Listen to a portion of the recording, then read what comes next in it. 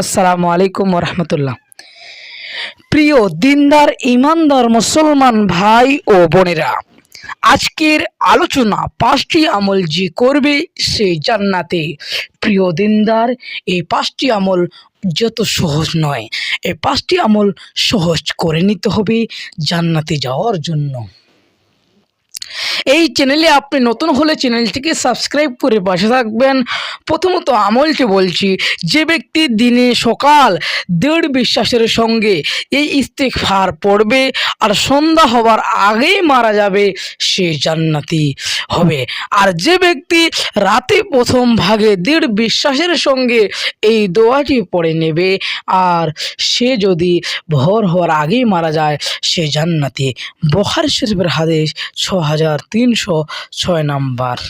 এবার দ্বিতীয়ত আলোচনা করি কালেমায়ে শাহাদাত উজুর পরে যে বলবে তার জন্য জান্নাতের 8টি দরজা খুলে যাবে এবং যে দরজা দিয়ে ইচ্ছা সে জান্নাতে প্রবেশ করতে পারবে।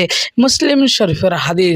প্রিয় বন্ধুরা, তৃতীয় নম্বর আমলটি হলো আজানের জবাব।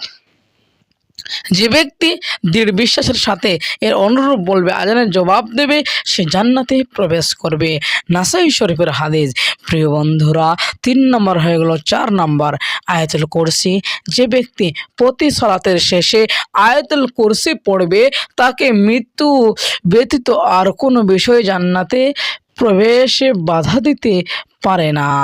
বন্ধুরে আমার, আয়াতুল কুরসি খুব ফজিলত, খুবই মারাত্মক।